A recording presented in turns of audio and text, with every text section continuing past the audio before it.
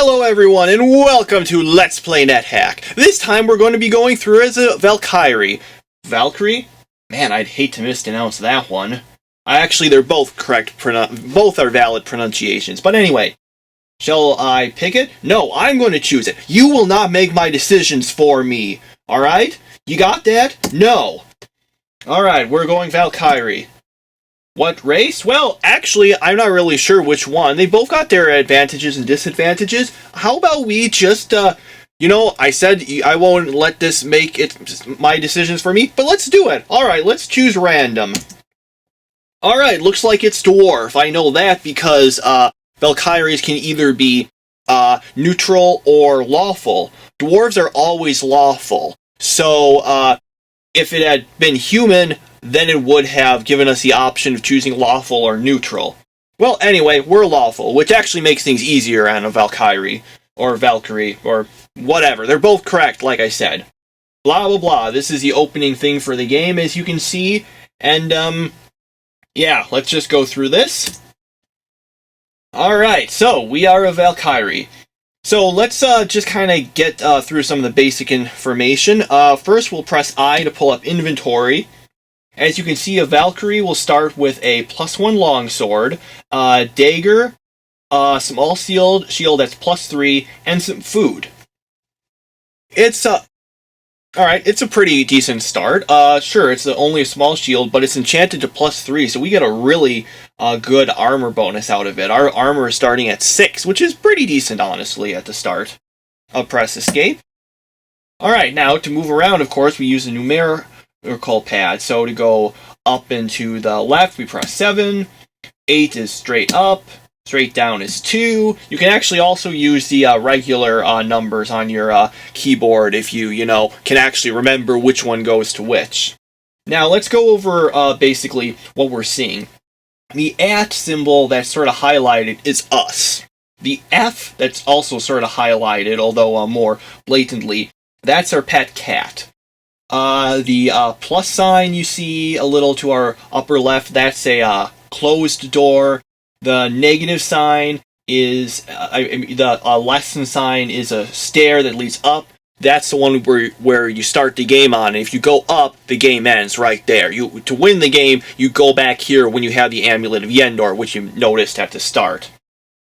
Alright, so, as for the information on the screen, it says Lord Seth the Stripling, whatever. That is your name followed by your title, which depends on your role, your class, in this case Valkyrie, and your level.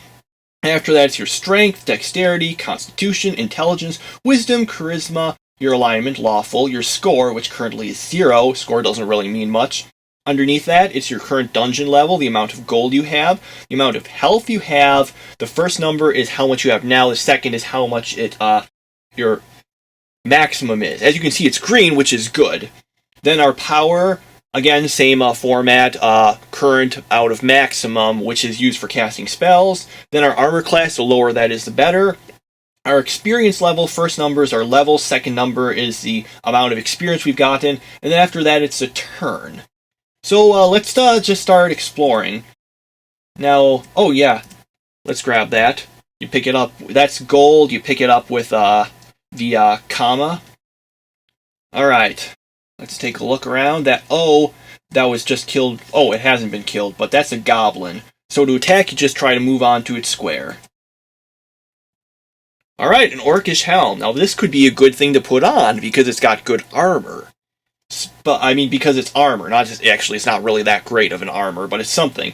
However, it could be cursed, and if you wear a cursed item, you can't take it off. There are ways to get rid of it, but they're tricky, and you obviously don't want to do that.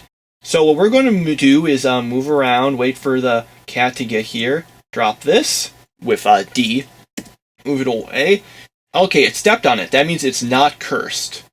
Oh, yeah, grab this. Now let's put it on. As you can see, our armor class went down by 1. The lower your armor class is, the less damage you'll take from attacks from enemies, as well as they have a lower chance of hitting you. By the way, Valkyrie is considered to be the easiest class in the game by a number of people. That K is a kobold. And indeed, someone a while ago did a sort of thing to see the percentage of success with people on nethack.alt.org, which is what I'm playing this on, with different classes. Valkyrie was number 1.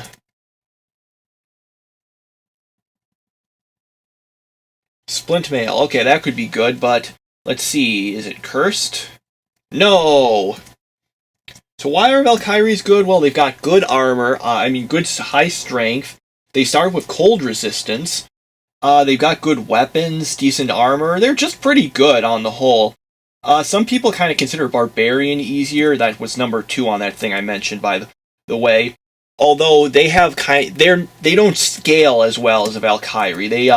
Their weaknesses start, catching up with them earlier.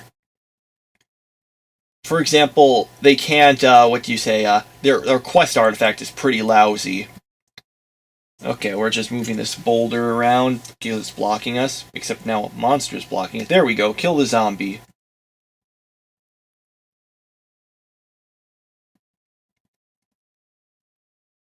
Alright.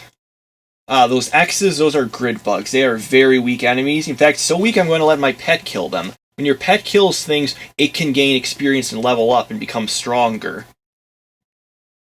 It's usually best to use the wimp stuff, because they always get something like at least 1 HP out of it. Their health increases with each thing they kill, whereas you really don't get much experience out of it. A spell book.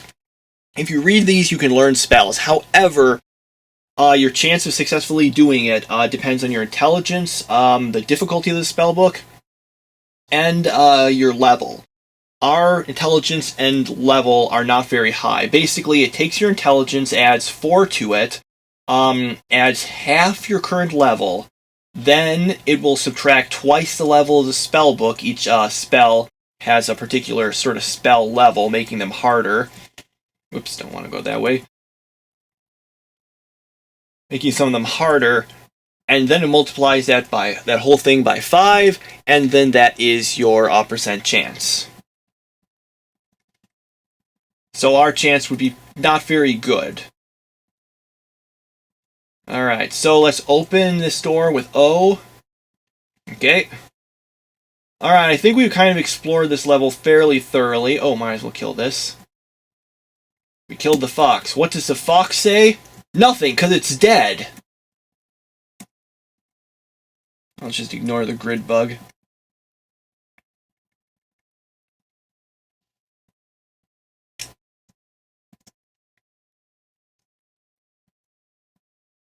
Alright, so let's let the pet kill it. Alright, let's continue exploring.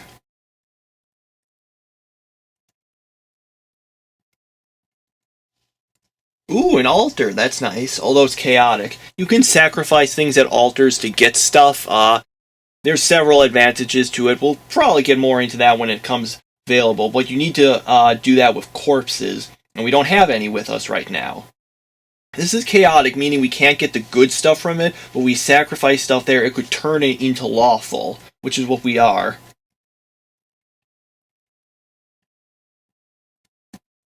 Now, earlier I mentioned about how people think Valkyrie is like the easiest or the best class. Personally, I think that's Knight. I know that's a kind of minority opinion, but maybe it's just that I'm good at Knight. Valkyrie actually has a lot in common with Knight when you get down to it, at least lawful Valkyries. Many of their strategies are very similar. Okay, cash register. That means there's a store somewhere here. By the way, if I meant to mention this before, but I'd really suggest you get put on some music or something while listening to this. There's obviously no music in this Let's Play. It makes it a little more fun to watch, and also it makes it so that any sort of small sounds that are being made, like if I breathe or something, gets more covered up by that, rather than you hearing all my breaths or maybe some of those clicks that you sometimes hear when people talk. I try to edit them out after the fact, but still, it's harder to do. It's harder to do when there's no music to kind of cover it up.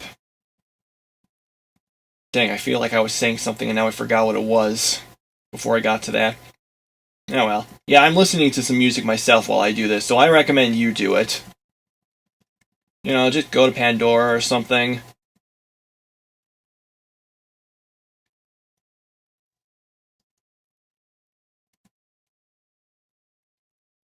Okay, we want to find that store wherever it is because it could have something useful to buy. Admittedly, we don't have that much money, but it's still, you know, useful to at least check. Plus, sometimes we can use our pets to steal stuff from it. Basically, the way it works is you have your pet pick it up, you have them follow you out, and then they'll drop it.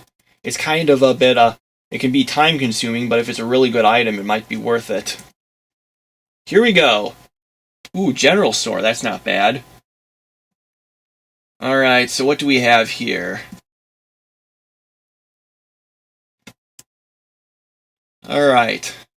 Ooh, amulet. Those are good. Well, sometimes. First, let's see if it's cursed. Let's see if the pet will step on it. Now, if you want to make everything else move, because remember, everything is frozen unless you move or do something. So, if you want other things to move around while staying where you are, there's two ways. First, you can press period, like this, or you can press S for search. I prefer search because sometimes, you know, you'll find something if you search. Searching can be used to, like, find traps and hidden doors. I don't think there's any here, but, you know, it's something. So let's see if we can get the pet to step on it. No, don't leave, pet, come back! It's important we know if it's cursed or not, because amulets, if they're... Come back here. Okay, there we go. No, come back. Ugh, stupid pet. Come on, come back here. Alright. Trying to move where it is. Alright, see, now I've displaced it and taken its place. That means I can kind of force it to move towards the store by simply staying here, and it can't move on to the square where I am. So, you just follow it in like this. Might as well kill this. A potion, see? This is sort of considered this square outside of the shop. So if it drops something here or outside, you can just pick it up and it's yours. Mwahaha. Now, anyway. Now, some amulets have pretty negative effects. Luckily, those ones are usually cursed, while the ones with positive effects usually aren't. So if it's cursed, you know not to put it on because it's probably a bad one. More importantly, the bad ones, even if it's a bad one, if it's not cursed, you can just take it off and spare yourself any problems it would have caused. So an amulet of strangulation, which kills you after several turns, can just be taken off if it's uncursed. But if it's cursed, well, you're in some real trouble. Okay, so, let's see, come on, step on it, please. Here, I'm going to move it someplace where it might be more likely to step on it.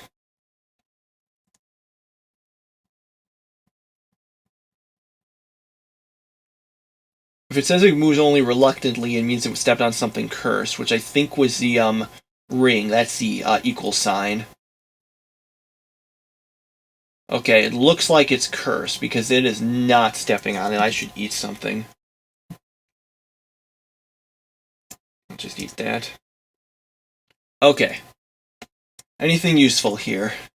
Well, most things are out of my price range. None of the scrolls are of the right level to, right price to identify them. Different scrolls have different, prices, and they're set in what their price is. There are things that modified, like your charisma, there's a random chance ones that you haven't identified could be a little more expensive. But, you can usually kind of figure them out. There's a nice chart on the NetHack wiki hack, nethackwiki.com, that will let you figure this stuff out. Unfortunately, at the higher ones, at 100 or higher, their price, that doesn't work. Because, you can narrow it down to one of several, but they're all very different ones, so it doesn't tell you much, really. Like, okay, something is a scroll of genocide or a scroll of amnesia. That doesn't really help you out. It could be either. Luckily, the cheap ones are more easy to figure out, but that doesn't seem to be any of these. So there doesn't really seem to be much here that's particularly useful. No. Although, actually, hang on. 106. Let me check the price identification thing. One sec. Okay, we're back. Now, our charisma is 9. Based on how this stuff works, 106 could either be an enchant weapon if it's costing more due to it being identified, or an enchant armor or remove curse scroll. We don't know which one it is, unfortunately, but we might as well take a note on that. Enchant weapon, enchant arm. Here, that's way too long. Let's try this. I name it 1 so that if we find any more of those, we'd be able to, differentiate them. Oh, wait. Oh! Another scroll we've got is the same thing. Then, okay, this makes it way easy. Drop J. Okay. How much is it? 40. That means it costs 80. That means it is enchant armor or remove curse. Now, you might be wondering what I was just doing there. Well, if you do name, if we choose name an individual item, it'll name our particular item that.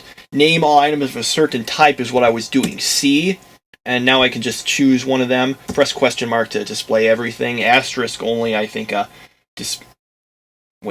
question mark displays, I think, the ones you would normally be doing with whatever command you're using, whereas asterisk is all of them. But I don't think there's any differentiation in regards to that for this command. So basically, you can name them things. Because before the scroll was, I can't remember what it was. They're all randomized, so you don't know which one it is. But now we know that this is enchant armor or remove curse. Now, do we want to use it? Enchant armor is good, but I've always had a bit of an issue using it on things that, we might not necessarily be keeping until the end. I think we'll just hold on to it for now, and it might just be a remove curse. Maybe a remove curse scroll would be useful later on. We'll see. Well, we might as well price check a few things. Now, note that whenever they try to sell something to you, they will offer half of what it costs, of what its price is, possibly, or sometimes like 3/8 randomly. I think this is at the 3/8 one. Because normally spellbooks, it takes a level, multiplies it by 100, that's its price. So, no, this therefore is a level 1. We can drop it again to find out. Just keep doing it until you get a higher price and find it out. There you go, C50. The higher one is half of it. So we know that this costs 100, that's its price, because again, they offer half its price to you when you try to sell. And that means it's level 1. Not particularly useful to us because we still have no guarantee of learning it, and for all we know, it's cursed.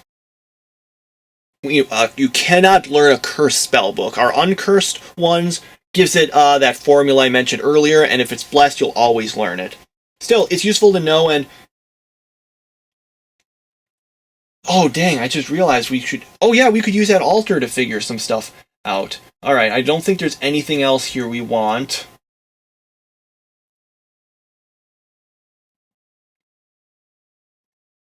Yeah, these are all too expensive. Let's open... Oh, a dark potion, nice. Let's, okay, here's something useful. If you want to move quickly, you press shift, hyphen?